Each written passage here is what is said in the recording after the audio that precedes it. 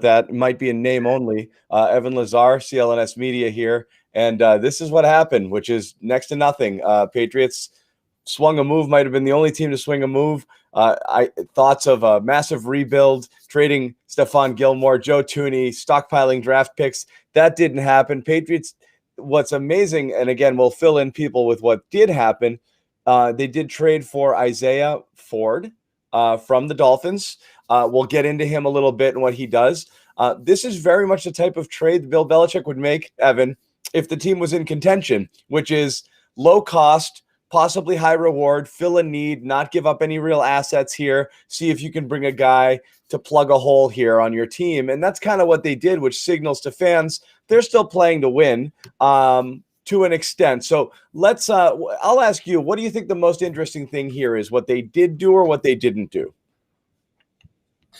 I would say more so what they didn't do, but I don't think I'm overly surprised that they didn't do anything of note at the deadline, because I feel like the next 9 games for the Patriots, whether it's about making the playoffs or not, is mostly about evaluating this roster moving forward. And I agree with Belichick in the fact that if you go forward and you trade Gilmore and you trade Joe Thuney and maybe you trade an Edelman or a Devin McCourty or someone like that as well, and you have a full-on fire sale, right?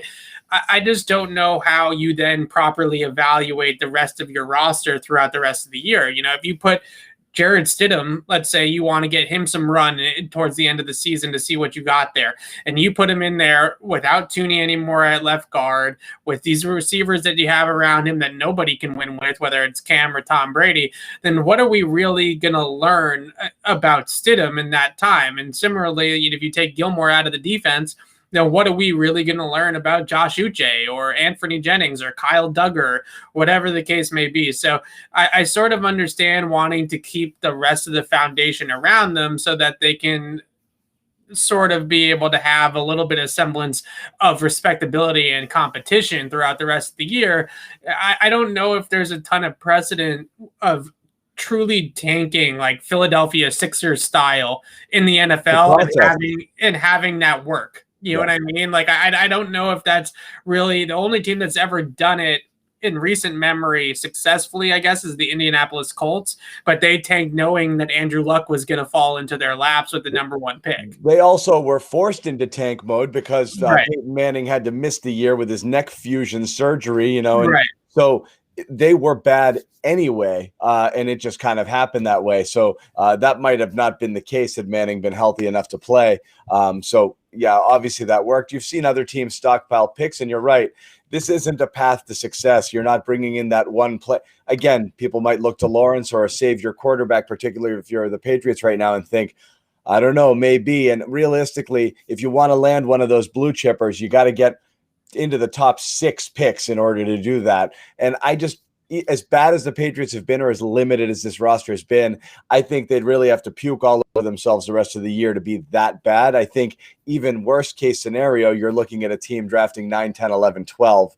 And again, that's where they are. I don't think you were getting a top 5 pick for Gilmore or anything like that. So that's what happened. So let's talk about it. The wisdom behind not trading Stephon Gilmore and Joe Thuney. Now, the reports early, as Diana Rossini from ESPN had reported that the Patriots were looking for a first-round pick and a player for Gilmore, which is a lot given his position and age. 30-plus-year-old cornerback. These guys don't necessarily, because he's looking for that next contract. So any team that trades for him has to give up assets and pay the money. It's not surprising nobody came knocking for that.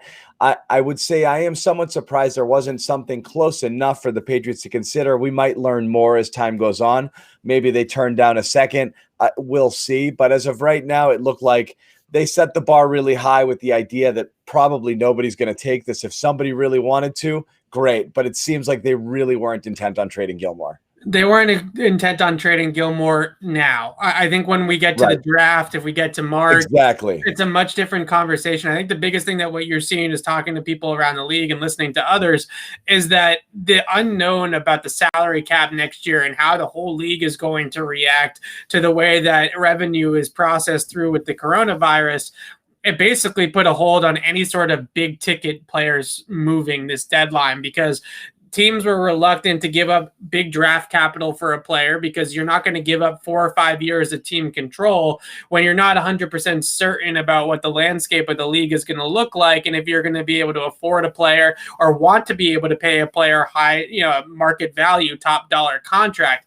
And I don't know if there was any sort of real inclination that anyone of any value was going to move at this deadline. I know the Packers and the Texans discussed a Will Fuller trade, but the Packers, ultimately wouldn't match their price on that move either. So a lot of that going around the league where the asking price for veterans was extremely high. Teams that have the draft picks that are looking to add the veterans don't want to give up the draft picks in an uncertain year with the salary cap, and nobody wants to commit to paying anybody, especially an older veteran player like Gilmore, in a long-term contract or a big money dollar amount next season. So I think that's a really big part of this, is that the entire market was soft and there really wasn't much going on in the entire league. And you're not going to just trade Gilmore just to trade Gilmore. Well, I will say, while you're not going to trade Gilmore just to trade him, because he does have value and he can be traded next year when there is less uncertainty, the Tooney thing to me was actually a bit surprising, because while you might get a compensatory pick in the 3rd round range for Tooney if you let him walk in the offseason, it stands to reason that you're also, based on the amount of cap space you're going to have next year, sign other free agents. And therefore, there could be, it's to me, the Tooney thing, I think they could have theoretically taken something there, because nobody has to worry about signing him long term at this point. And an offensive line needy team might have taken a swing. So I actually thought that was possible, if not necessarily likely, but possible. I think the biggest thing with Tooney, though, is that if you're a team that's going to acquire him for a high-end pick, a second rounder, let's say, because you're not going to get a first rounder for a guard mostly. If you're going to trade a second rounder for Tooney, then you're probably assuming that you're then going to extend Tooney beyond this season. I don't think you pay up a second rounder for 8-9 games, half a season of a player. So then you're giving up the second round pick, and then you're giving up 15-16 million a year to Tooney. So that, to me, I don't know if it's one of those things that's not necessarily smart business, right? You can just wait till free agency in March, sign Tooney for absolutely nothing in terms of compensation, and just sign him to the contract you were going to sign him to anyways if you made the trade for him. So again, I really come back to, though, that this was a quiet deadline all around. There was no chatter. Now, normally, and I'm not shooting my own horn, but normally, a couple of days before the deadline, you start to hear inklings of like little things. Like we heard Mohamed Sanu might be coming here last year before it happened, or you just hear sort of little inklings of trades that might happen, and all of it seemed very media fabricated this year, and none of it I don't think was ever really that far down the line in terms of big ticket, big name, blue chip type players moving at this line. No, and again, Fuller was that name, and even Fuller himself tweeted that little rascals emoji, tapping the fingers, waiting for something to happen. So I think even he was looking, around, and the Packers thing, I'm sure, would have been very enticing for him. And it didn't happen. So a lot of movement at all. So what we do have, and we'll eventually get questions. We see a few piling up here, Evan. So a lot of people want your insight on things here. Let's quickly get the scouting report on Isaiah Ford, who again is kind of a more of a slot type, not a burner. He's a 4'6", 140 guy to go along with Jacoby Myers 4'6", 3. So not a lot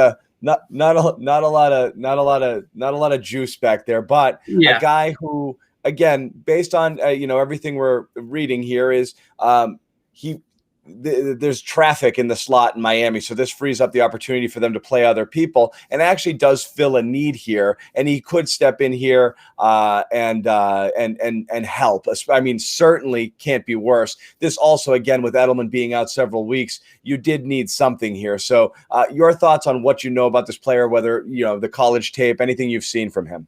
Well, in college, he was more of an outside guy. He was kind of high point, contested catch, strong hands along the sidelines, stop down routes and box guys out, use his frame. And I think that that's the one thing, because I do think that a lot of people are going to draw Jacoby Myers type comparisons because of his role in that Miami offense. But I think the difference between a guy like Isaiah Ford and Jacoby Myers is that Myers is a little bit smoother, a little bit better of a route runner, I think, in terms of quickness at the top of the route. But Ford is a little bit stockier and a little bit sturdier and has that ability to box out and really battle at the catch point. And he's a tough guy that will go in there and do that dirty work between the numbers. Not saying Myers isn't a tough guy, but that's just not really his game. So I think the one thing when you looked at that game against Buffalo, where they did throw the ball, relatively speaking, with pretty good, efficiency for them, at least by their standards, they didn't have anybody that a big-bodied wideout that they could throw the ball to. Now,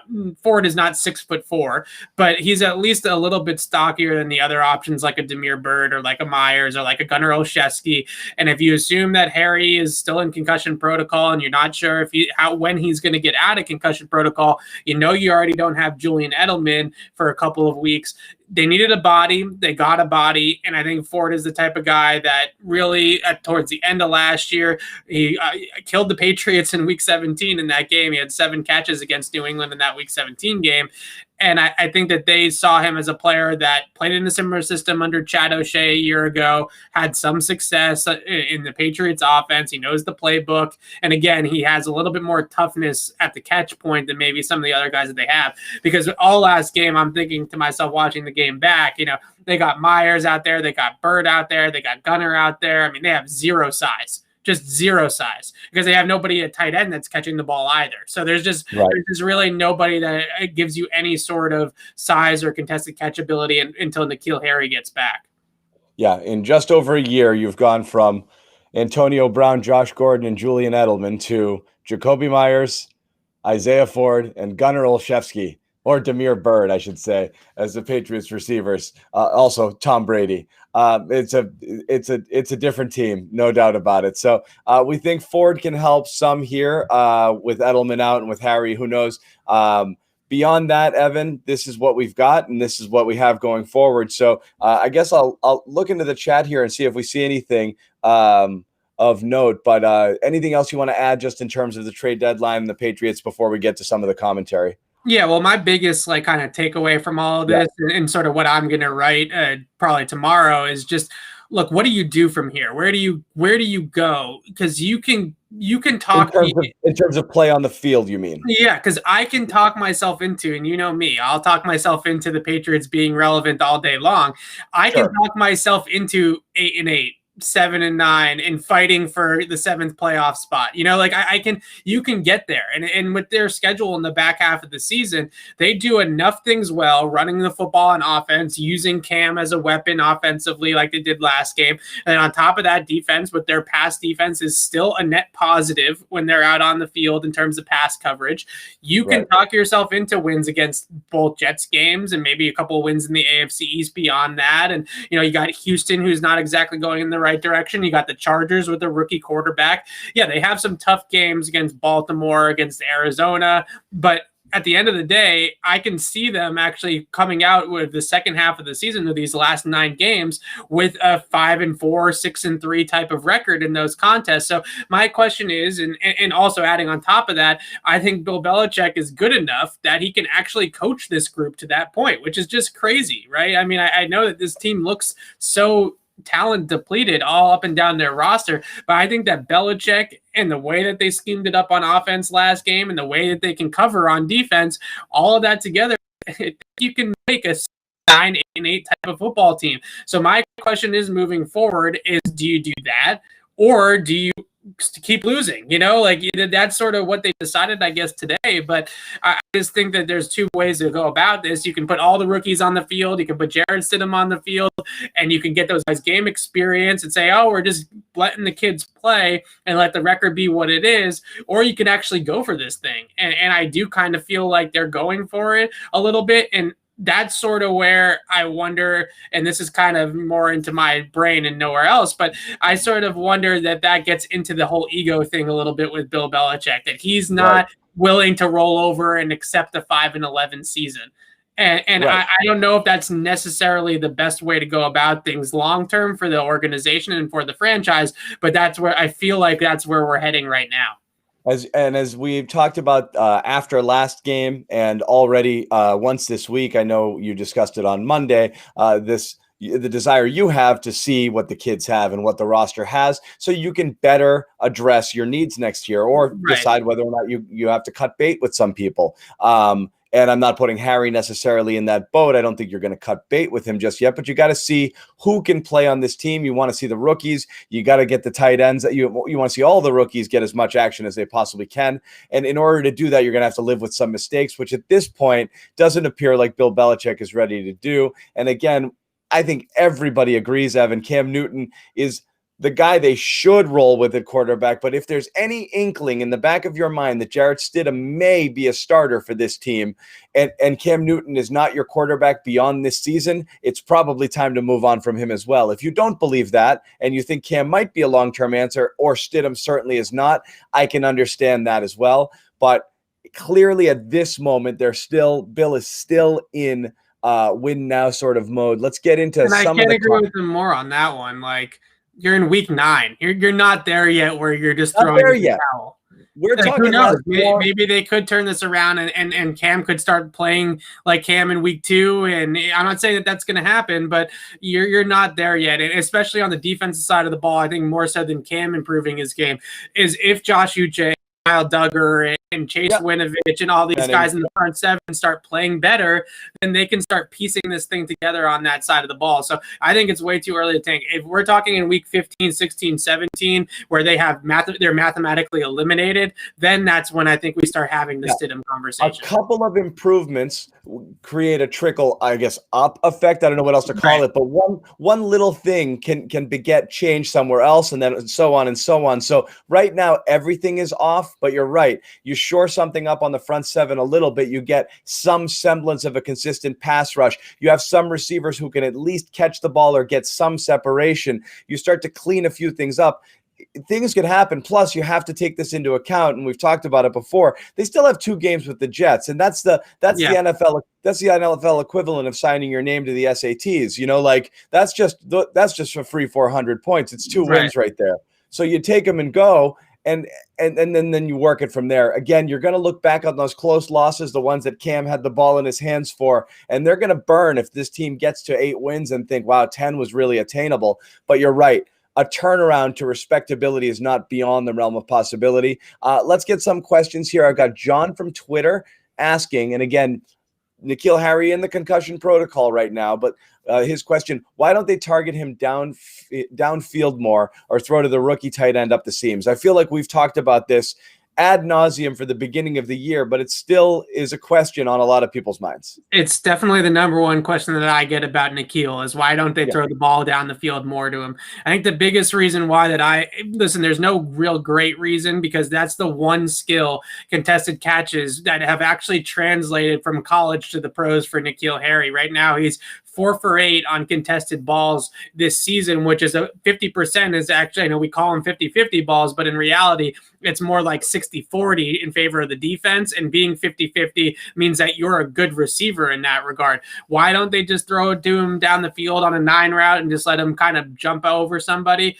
I think the biggest reason why is that what I just mentioned. It's reality is it's a 35-40% chance of completing that pass. Now, I would like to see them do that once, maybe twice a game, just to try to get a shot play out of it, because clearly they're not just getting shot plays out of just running their scheme with the playmakers that they have. But that's why, is because it's a low percent throw, and the likelihood of you completing it is very low. But again, with DPI rules being what they are, with the fact that they can't get any explosive plays anywhere else, I would love to see them just throw some jump balls down there just to see if he can turn the field. What happens when he does catch one for 45, 50 yards, where Cam literally just throws it up there and lets him play basketball, and he just rebounds it, that's a productive play for this offense. You kind of have to live with those. Now, in terms of Ossie or keying up the seam, I do want to mention quickly, Evan, I do want to mention on Nikhil, I think also the reason I favor it, as you do, you mentioned the DPI. At the end of the day, while it might not be his strength, and he actually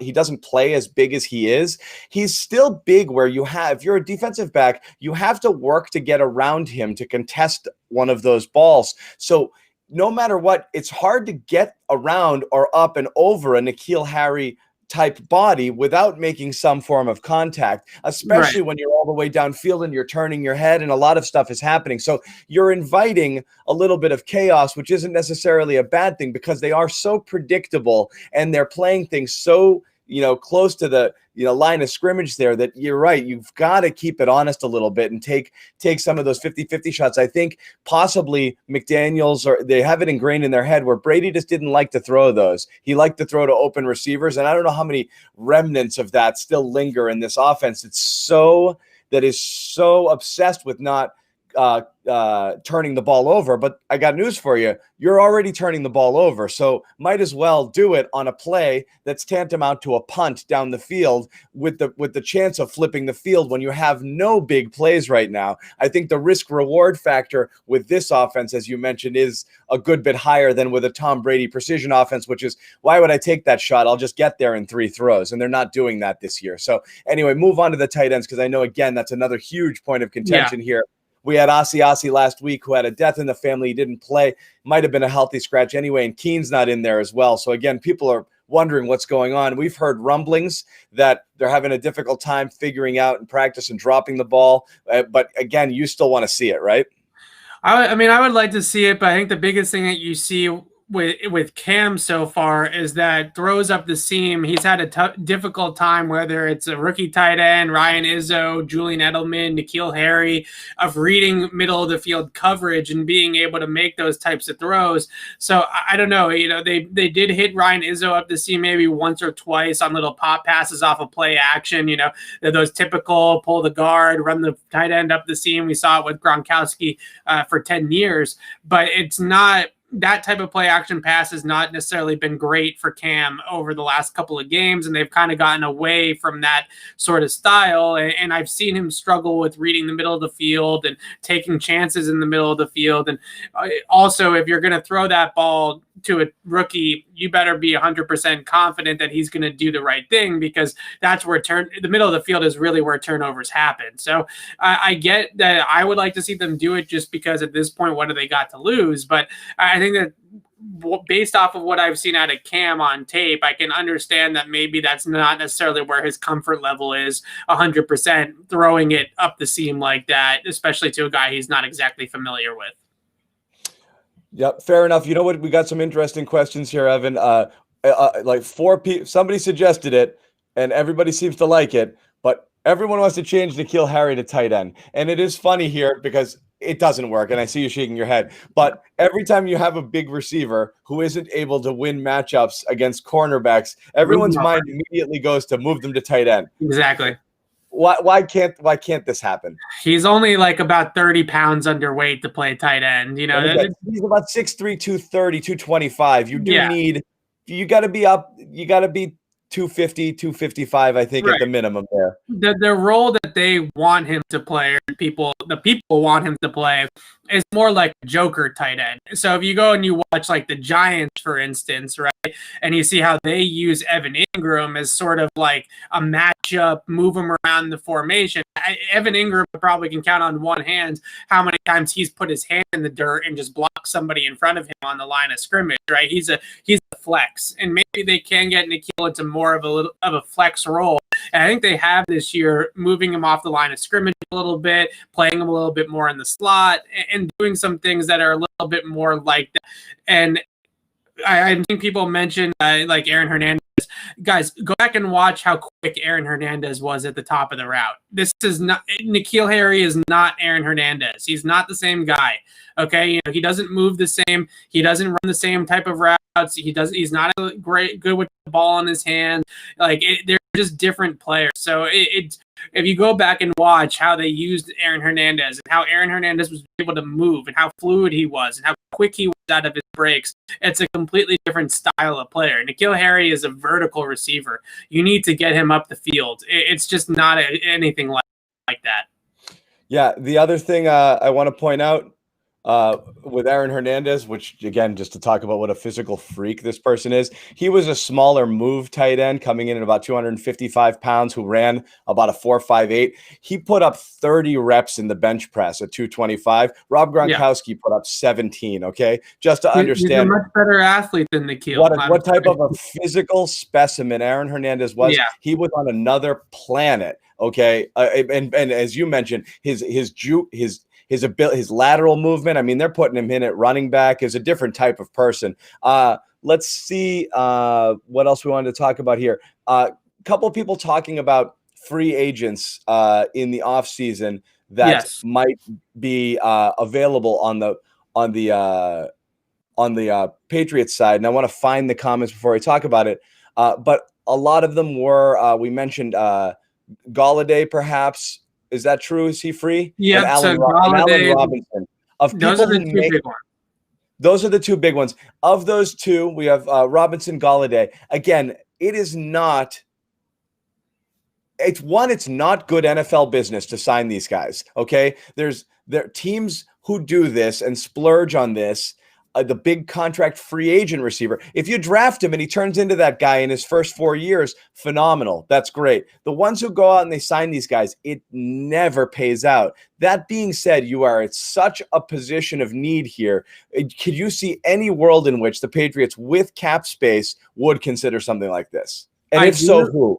I do. And the biggest reason why I do is because of something that Bill Belichick said last year, right? And that was, it's very difficult to project receivers from the college game to the NFL game because of how different the coverage is in college and how different the offenses are in college. So first of all, with the coverage is the biggest one to me. In college, it's a lot of zone, it's a lot of quarters, it's a lot of don't get beat deep, right? And then that's sort of been the mantra against these spread offenses. That's a much different version of what you're going to see in the NFL, where coverages change and coverages convert, and you have man coverage and you have zone coverage and you have combo coverages, and being able to see receivers take reps, real reps against college competition that is also NFL competition against NFL type of schemes, that just doesn't happen very often. So it does become difficult. And I know a lot of people want to say, oh, what about Pittsburgh? They're so good at it. Or what about,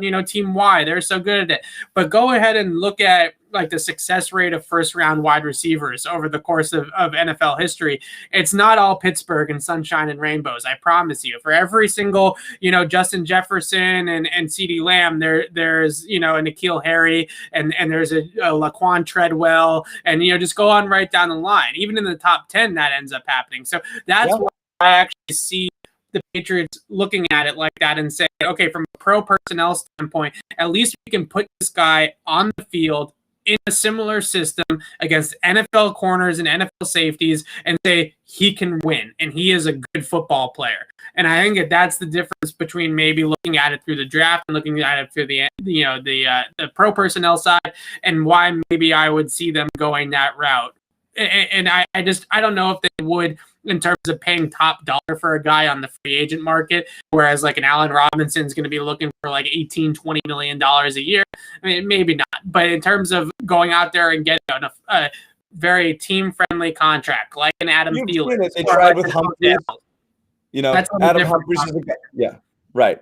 Yeah, but it's those big sexy names though. The dollar value you have to assign to one of these deals is so high that it really does limit what you're able to do elsewhere. It's just never been something they do. I'll ask you this, and again, obviously the quarterback is a situation here. After a few weeks, in the offseason, it was Stidham's the man. We feel confident. After a couple of weeks of Cam, it was, oh, they don't like this guy at all. That's the buzz. And then it was Cam Newton after the Seattle game. Wait a second, let's extend him now. Now it's get rid of all of them and start all over. Now, what's the likelihood that they go back to the drawing board in the draft for quarterback? And should that be a top need? Again, this is Devin asking a question. If that were their first pick, would you look to quarterback? I would be shocked and stunned if Bill Belichick takes a quarterback in the first round. And a lot of it, to me, it's a couple different things. One, I think the main thing is that a rookie quarterback in this system is going to have a really tough time no matter what the situation is. Unless Bill Belichick is able to really reset this offense in a hurry. I just don't see how you draft a guy like, let's say, Trey Lance, or you draft the Wilson kid from BYU, and you just put him in there into this offense, and you expect him to succeed on any level with the skill players around him, with the receivers and the tight ends around him. This is not a great situation to be stepping into as a rookie quarterback. So for that reason, I actually think it's more important from a team building aspect to build up the roster around whoever the next guy is going to be, similarly to like in 2001 when Tom Brady stepped into a team and look, they have a defense, they have Troy Brown, they have David Patton, they have NFL veteran wide receivers that know the game, that know how to get open, and all of a sudden a young quarterback taking the reins doesn't look as bad as in some other cases. The worst thing that you can do is like David Carr, right? And you just draft a quarterback because you need to draft a quarterback, but you have absolutely nothing around that QB to make him successful. And that would be my biggest fear about taking a QB in the top 10 with their current group. I had this one come to me in a text thread, and somebody's just put it here, so I'm going to throw it out there. If the Jets finish as poorly as they finish and they win the Lawrence sweepstakes and they take him, and there's no question, Jets finish top 2 or 3, they're probably going to take a quarterback to replace Sam Darnold, which means Sam Darnold at this point is scrap heap material. Whether or not you keep him around as a backup doesn't even make sense to me. You really want a veteran presence backing up a rookie. So I don't know what they would do with him. What, if anything, would Sam Darnold be worth to you as a reclamation project? And we saw this happen, not quite the same situation, but how quickly Josh Rosen was given up on after 1 year and then a second year, a second team. Teams will pull the ripcord on quarterbacks these days when they realize that they drafted the wrong guy. And if the Jets feel that they have, he might be available. Again, I just don't see a scenario where the Jets finish high and don't take a QB. If they were drafting 15, 20 and weren't going to replace Darnold with that first pick and Gase was gone, they might give someone else a chance to make Darnold work. I don't think that's going to happen. So what would Darnold be worth to you, Evan? Day 3 pick, maybe at best. That's You saw what happened when who was it that traded? Miami traded a second rounder for Josh Rosen, and we saw how well that went, right? I don't think he has a ton of value. I think when you look at quarterbacks like a Darnold, like a Daniel Jones, you pretty much know what those guys are because they have had a lot of opportunity to start in the league. So I don't know. I don't think he's going to have a ton of value. I also know for a fact that it's going to take a lot for the Jets to trade a quarterback to New England. You know, that's going to be a really tough sell for both organizations to make that deal happen with somebody, a position as big as quarterback and a top 5 pick in that, for a top 5 pick in that. And Darnold, that's a big trade for an interdivision trade. Those ones don't usually happen too often. It is, but if you think he's scrap heap material at this point, and you don't really even want him as your quarterback, I don't know what the dead money is. I think in the last year of his deal, I think it's equal to his salary. I'm not sure on Darnold. And regardless, I wonder what happens with him in his future. Someone here is talking about maybe this is Tannehill 2.0 once they get free from Gase. I actually was much higher on Darnold than most in the draft, and maybe that's why I'm a little bit sour on it at this point, is because I gotten burned about having him as my second best quarterback in that draft behind Lamar. I don't know. I feel like that those types of players usually kind of tell on themselves pretty quickly in the league, and you kind of understand, this guy is probably not going to be your generational franchise type of quarterback, and that's why the teams that have him are already looking for the greener pastures. They're already looking for somebody better. Yeah. And one thing I will say, what you were saying earlier, bringing in a rookie receiver here with these weapons might be tough. The one difference with the Patriots is having some sort of consistency in the offensive line. I think quarterbacks tend to struggle more when they come to the NFL and they play on teams that can't protect them. Yeah, that's a good point. And that's tough, where as the Patriots have that, or more so, and are more confident in their ability to protect and to keep it simple, if not simple, to keep it conservative, where you could grow a little bit with the weapons, again, wouldn't be as big an issue. So I don't think it's beyond the realm of possibility, because really nothing at this point with the Patriots is beyond the realm of possibility. Nobody's mentioned it in the chat, but I'm going to mention it. Prospect of you talk about people available in the offseason and the possibility that Jimmy Garoppolo is available. That's another obviously. You're going to talk about it. Here's the thing. I was clearly on the keep Jimmy, let Brady go bandwagon, not because I didn't think Brady was the better quarterback, but because I thought 10 years of what I thought would be top 10 level quarterback play would be better than 1 or 2 years of Brady even at peak levels, assuming a Brady decline and a Garoppolo kind of continued development. Garoppolo right now, sadly, looks like a jag. I don't know what his market would be after what he did in San Francisco. I can't see them picking up the option at what he's making. So he would be free. Is this someone you would think about? And we're getting some. Yeah, they're already trashing you. Here's the thing. I actually don't have any issue with Jimmy Garoppolo. They're trashing Jimmy. Yeah, I actually don't have any issues with Garoppolo's on-field performance. I actually think he would be a really good fit, as he was when they drafted him and as they was when he developed him in this system. The issue I have with Jimmy is he can't stay on the field. You know, that's the biggest issue, right? It's not necessarily about his skill set or about how he can play or anything like that, but he can't play. The best ability is availability, and the guy can't stay on the field. So that's the biggest thing with me, is not necessarily about, you know, is he good enough to play in this system? Is he the right quarterback? Is he the right fit? Absolutely, I think he is. You know, he's got that quick trigger finger, that quick release. He can throw really well on time with anticipation to the middle of the field, but he's made of glass. You know, that's Mr. really Glass. There it is. Made of glass. I hate saying that because these guys are humans, but that's truly what it is. Yeah, and it is true. There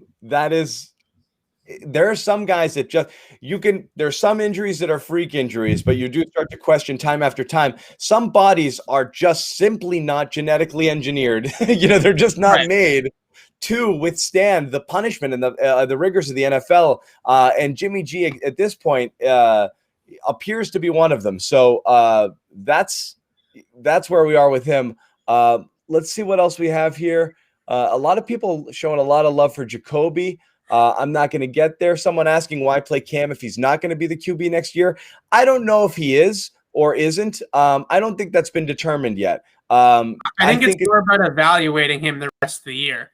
You know what I mean? Like, they need to figure out if he is going to be the next guy or not. And I don't know if you can necessarily project that based off of what we've seen in the first 7 games of the year, especially given the circumstances and what happened to Cam with the COVID thing and everything. So I think that these next 9 games are more about evaluating Cam Newton and seeing if he can get there in terms of being comfortable in this system, being able to, you know, execute the scheme and function well within the system and within the offense and do things. And that's, to me, more important than anything else, because they like Cam Newton in the building. He has fit into the culture of the Patriots very, very well. Yep. But the problem is that if you say all these great things and you act the right way and you walk the right way, well, if you talk it and walk it, eventually you got to produce it on the field. And that's the piece that hasn't necessarily always been there. So, he's done everything. It's energy, get along with the play. We talked about the camp energy. Some people made fun of it, but the bottom line was there was a no fun vibe playing under the Brady regime, because Brady was dead serious about winning and nothing else. And you either got on his page or, you know, you were in the worst, smallest, coldest doghouse that you didn't want to be in, because he just had no time for you. He'd move on to the next thing. You had to get there, and it wasn't fun, and people were. So Cam brought a little bit of fun and energy, absolutely, and he's accountable. He says all the right things, but you're right.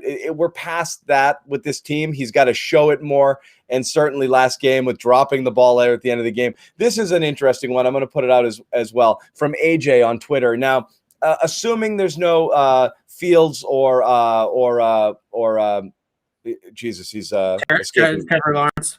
Trevor Lawrence, sorry, I was going to say. Yeah. Assuming those guys are gone, if you have a top 10 pick in your New England and you can pick top of the class at basically any position that you want, Evan, and again, we don't need to go through every single. But is this me or what Bill's going to do? Because I know what Bill's going to do. If you have your choice at, say, QB3 and top of the class at almost every other position or close to it, which direction would you go? The guy that I want at the top 10. Would you go? Where do you think Bill goes? Because I'm curious. I want and will continue to want and continue to clamor and I don't even know if he's going to go in the top 10 because he's hurt now, but is Jalen Waddle from Alabama. If you want to change the offense and if you want to really add some speed and add that Tyreek Hill like dimension, then go out and get yourself Jalen Waddle, because he's going to create uber amount of separation, right? We're not talking about, I like Jamar Chase too. I know that people are going to be up on Jamar Chase a lot as well, but Jamar Chase will take a kicker. That was where I think Bill's going to go is my next answer. But the reason why I favor a guy like Waddle over a guy like Chase is because Chase, I don't think Chase is going to run particularly well at the combine. I don't think that Chase is a particularly great athlete. I think he's a great technician, and he knows how to play football. You know, he knows how to run routes. He knows how to get open in that sense, but he's going to wear coverage, I think, a little bit in the league and be really predicated on body positioning and timing and accuracy with the quarterback.